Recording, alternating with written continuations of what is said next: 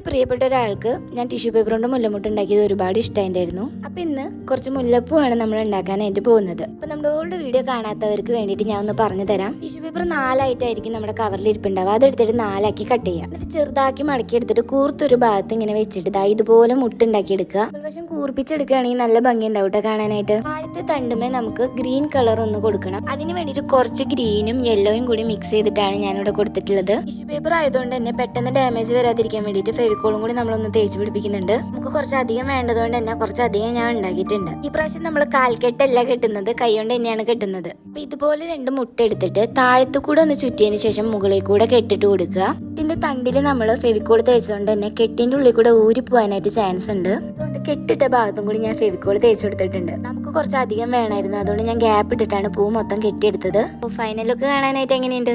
ഇഷ്ടപ്പെട്ട ലൈക്ക് ചെയ്യാനും കൂടുതൽ വീഡിയോസിന് വേണ്ടി സബ്സ്ക്രൈബ് ഫോളോ ചെയ്ത് സപ്പോർട്ട് ചെയ്യാനും മറക്കല്ലേ.